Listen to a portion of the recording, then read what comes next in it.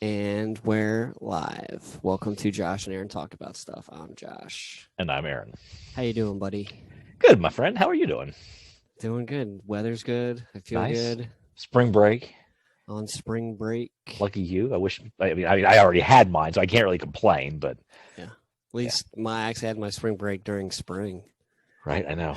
Sometimes they're like before spring even starts. Right, you're like, oh, it's spring break time. Like, what? It's not even spring yet. All right. So this week on Josh and Aaron Talk About Stuff, we're gonna kind of talk about I guess female pop stars, 80s and 90s, and later in the week how it kind of spawned what we have today. And we're going to stumble our way through this because by no means are we experts. And I've said before, this is not a history show about music. So conversation about it. And and I think this is actually a really fitting topic because last week we talked about the brilliance that is 80s hair metal. It's going to go down in history as the greatest era of music, right? I'm sure this podcast is gonna this video is gonna end up at Bret Michaels, and he's gonna be like, "I'm going after those dudes." No, man, I like Poison, Bret. I said it from the start. I like Poison. Poison's legit. No, but I think it's fitting though that we would talk about that last week and kind of this and the everything that was surrounding that, and now talk about this because if you think about it, hair metal was one side of the 80s coin, but man, the female pop stars that arose in the 80s, they were dominant on the airwaves, and that was just that was kind of like maybe the other side of it. Well, I mean, music like history is very fluid, and there's no start and stop of when an era begins and ends, except when Nevermind came out. Okay. So like obviously there's some stuff. Right. So obviously there's the dominant music of the day, but then there's all kinds of other stuff because not everyone conforms to a template. So like while Motley Crue and Poison and Def Leppard, are tearing up the charts, there's also women out there that are killing it. So before we get into like specific people, like what would you say is the like, what's the formula of creating a female pop star? What's the prototype? What are all the little characteristics that you think of? Madonna. Okay, but without saying names. Qualities that goes into that's like it's Madonna, right? But it is. It's because it's like it's this perfect storm of energy and charisma and beauty and talent all kind of mixed into one, right? Yeah. And she had it, and I think that's why she was sort of the kind of in a way the prototype for it. And I know we're going to get names in a second. Obviously, she's one of the first ones we'll talk about. But if you think about because I was thinking about this as we were getting ready to talk about it, and this was really the 80s really was the explosion for women to really burst onto the scene musically. They were obviously there were in the 60s and 70s there were obviously women that were performing music and they were great and they were part of bands, or there were these that the Motown female acts like the Supremes and whatnot. And moving into the 70s you had people like Stevie Nicks and whatnot who were part of bands like Fleetwood Mac, and you had Tina Turner performing and whatnot. But just a woman just kind of seizing the musical reins, if you will, and going, I'm going to do this, kind of happened with the 80s, Mm-hmm. and so to answer your question, I mean, I think it's beauty, charisma, and talent, and all mixed into one, and then beautifully marketed, right? I mean, isn't music so much about marketing? Yes. And right time, right place. What do you think? What's your take on it? I mean, what is the formula? I think, I don't know if I could add to what you said. It's a combination of lots of things, a perfect storm, if you will. Mm-hmm. You got attitude in spades. I guess likability, in the sense that and I don't think. Go ahead. No, go ahead. Well, I don't think there's very likability is like, oh man, that person's cool. She's cool. Exactly. Not like. Ooh, I want to sit down and have lunch with them. It's like, man, that person's cool. But like, you have to be able to sing. Mm-hmm. I think, yeah, like we said it all. And let's face it, for the best of them in the 80s, the ones that became most iconic, there was sort of a little sense of, I want to say danger, but definitely going against the norm. You know what I mean? Is this like, this isn't just a young woman who's happy to sit at home and just, do whatever and be the good girl. I mean, a good girl wouldn't sing like a virgin. Or Papa Don't Preach. I mean, so it's like, well, there's like what Madonna was on Dick Clark's show, American Bandstand, in like 79 or something like that. Oh, really? And he's like, "What do you want to do when you grow up?" And she's like, "Rule the world." And she did. Right.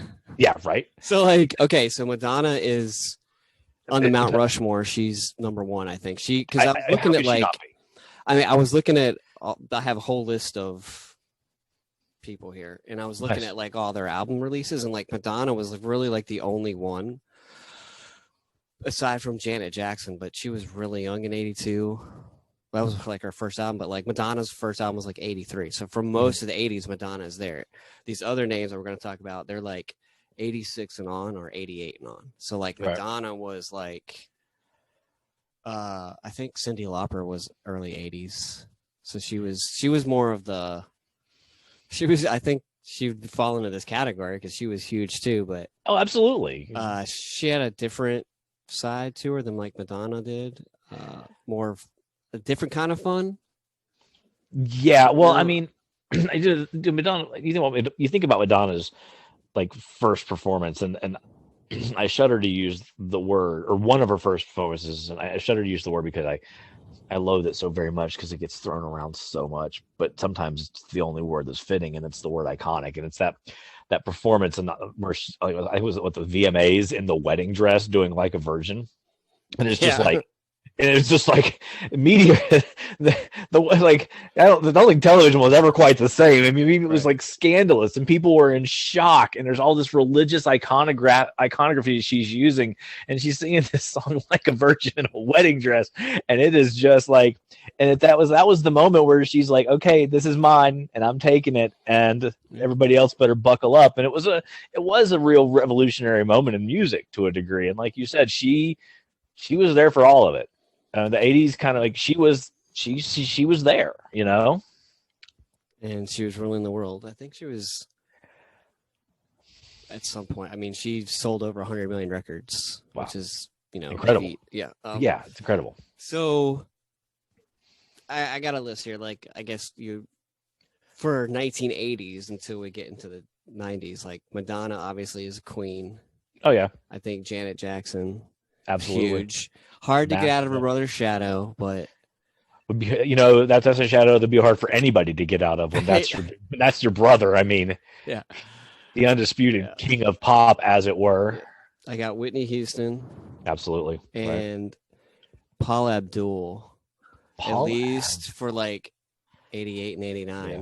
When did Mariah Carey show up? So her first album was 1990. Was it?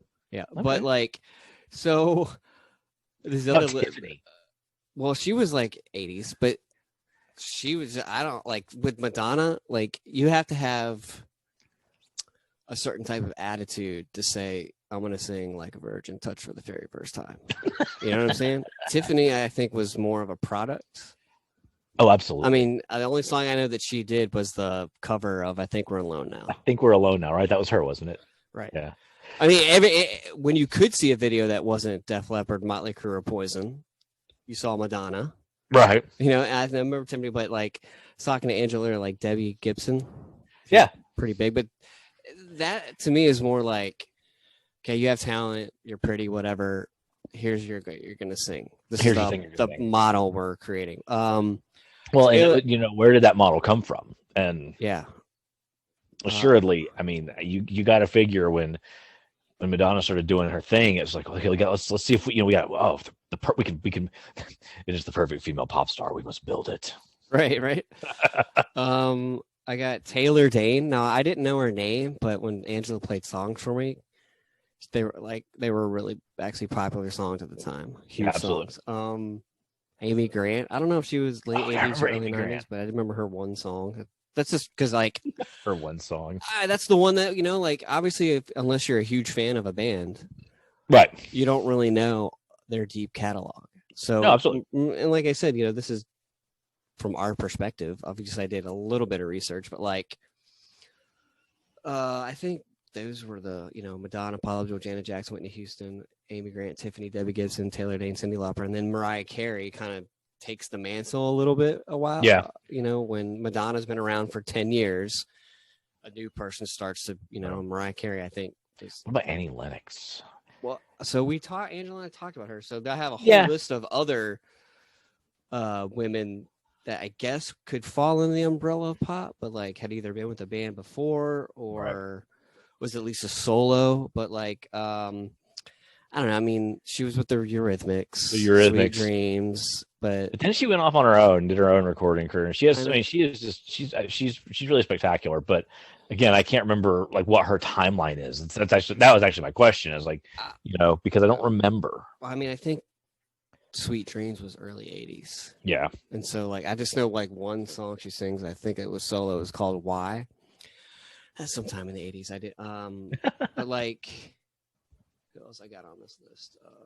As far as like one thing, I happened to look this person up recently. Tracy Chapman. Her album was 1989. Was it really? NASCAR, 1989. Yeah, no, she was. That's crazy to me. Yeah, no, that was Stacey has a couple of her albums, from that late 80s, early 90s. And she was very talented woman, very talented. I mean, great guitar player, songwriter. She really is more like, Tracy Chapman was really much more of a songwriter, kind of folk artist almost. Yeah. But that album was giant. Yeah, it was. But like, I don't know where we're going with this. So like, obviously. So when was Paula Abdul's first album? 88. 88? And like 88 and 90 were her two huge years. Okay. Yeah. Isn't it weird? Like everything is like, it just changes in 91, 92. Everything changes in 91, 92. It really does. Music for everybody. It kind of, it's just for everybody. It was a really transitional time. And I don't know if it's, let's face it, Nirvana did it all. No, I'm kidding. That's totally a joke. Maybe it was just something about it's like we talked about with the hair metal bands. It was like the 80s was this was what was going on in the 80s, and all of a sudden something happened in society in like 90, 91, where people were like the excess of the 80s, the sugary, saccharine kind of thing became. It's like people were like, maybe I want something a little more. Maybe I want something with a little more substance. And that's kind of what started to happen as we got into the 80s and 90s, into the early 90s. I think the first taste of change was when Temple of the Dog released Hunger Strike in January of 91. I was like, oh, this is like really different. Yeah. Like, completely different than everything else that released. Anyway. Yeah. So like when I was in high school, I think I was a junior in high school when Britney Spears came onto the scene. And she's a direct Madonna, Britney Spears, it's that same absolutely type of style. So I was like, I was a junior in college when that came out. Appropriately. You're old. Yeah, So like Jennifer Lopez, Britney Spears, Christina Aguilera, and maybe Jessica Simpson kind of like became, of course, Mariah Carey's still there. Yeah, she's still huge, but then there's like this new mantle, passing the mantle, and Madonna just is carried on through the whole thing because, like, obviously albums slowed down, but when by that point you're an icon, I guess, a brand that won't. You are, Yeah. But I remember, I remember watching the Britney Spears music video because they played it every hour, every day. But it's like all the time.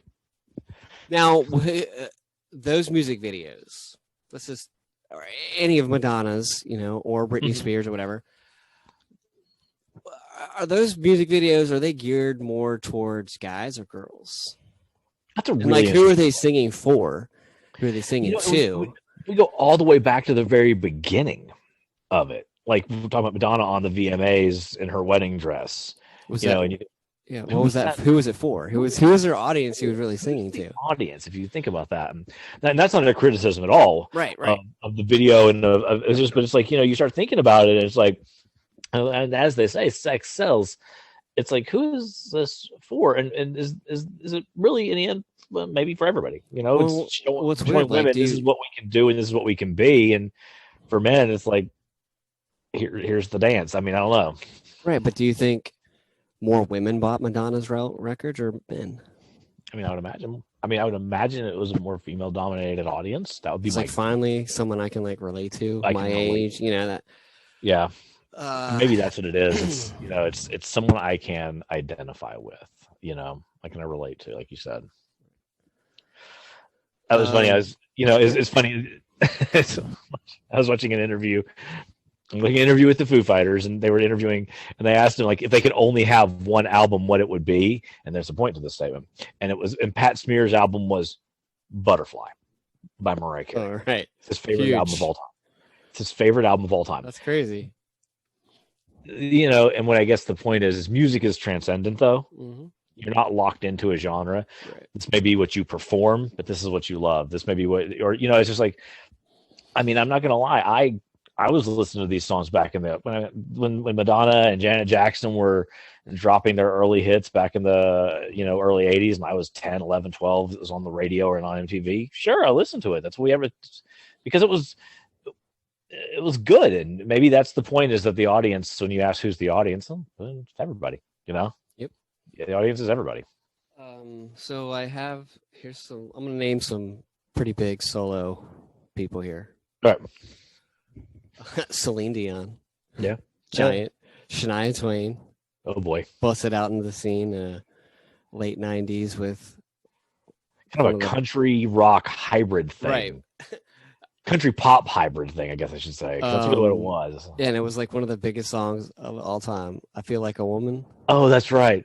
Man, I Feel Like a Woman. I mean, that album and song was huge. So Beyonce started with Destiny's Child in the late 90s. But so there's also really powerful females in the hip hop era. Salt and Peppa. Oh yeah. 90s. Queen Latifah. Yeah. She's on a TV show now. She's killing it. Missy TLC, Missy Elliott, I got on my list. Hey, someone else I forgot though was Gloria Estefan. Oh yeah. She became huge. Yeah, and she was a really talented percussionist as well. Yeah. She that was she was not just a singer and but also a talented percussionist at the same time. Stevie Nicks of Fleetwood Mac went solo in the 80s and then did some Tori Amos. I don't know if she's really pop, but I think she's along the same lines as a Tracy Chapman. It's that very songwriter. Sarah McLachlan. Which didn't she do the Lilith Fair? She kind of started all that. She created Lilith Fair. Yeah, that's hers. I actually heard Tori Amos cover Nevermind. Cover Smell Like Teen Spirit. It was absolutely one of the strangest things I've ever heard. Not in a bad way. Right. Sheryl Crow. Melissa Etheridge. She had a big hit in the 90s. Yeah, she had Come to My Window. Come to My Window. I got Alanis Morissette really quick. And Fiona Apple. She's kind of that solo. And then Lisa Loeb. Big. But obviously we know them because that's when we grew up. But I don't know if everyone knows those ones I just listed. But everyone knows who Madonna is. And Mariah Carey. You know what I mean? And it's and how much of it really does all those artists that you were naming off. I mean, how much of it is can all be traced back then to that 80s and people like Madonna and Janet Jackson saying, we're going to make the music we want to make, and the rest of you can get on board and deal with it and listen and enjoy or go away. Really don't care one way or the other. Because, Um, pick one. Fiona Apple doesn't necessarily have a ton in common with Madonna, but how much does she owe to Madonna? Right. You wonder, because of what Madonna, and what those women of the 80s, not just Madonna, we keep going back to her because she was sort of the prototype, but still women like, Taylor Dane. And it's like in the 80s was where it was all of a sudden, it was okay for a woman to maybe come out and start singing and then go into the hip hop scene with Salt and Pepper rapping about stuff that was relevant and poignant to them. And Yeah. it was like a time I can make my own music. You know what I mean? Yep. Well, I think we're about out of time today, so I think we at least gave a good overview of what we think is the the prototype. Is what I think. Base. I don't know. Right. I don't think but it does say. What's it say? Something that an almost 40-year-old and an over 40-year-old still know these people, obviously, but like I would say a direct line if we're to today's superstar women. Obviously Beyonce, Adele, Lady Gaga, and I guess Taylor Swift and Carrie Underwood, as far as like. And now there's this new kind of now there's even more kind of new pop musicians that are starting to really seize on and really take off in the scene. But that's more for coming weeks, I think, is that we were going to kind of to touch on some of those more modern artists that are kind of doing things that are appealing to people. So right, all right. I hope you guys enjoyed the episode. Tune in later in the week for the continuation of this. Like the channel, subscribe, share it around, all that stuff, and we'll talk to you guys later. Bye. Bye.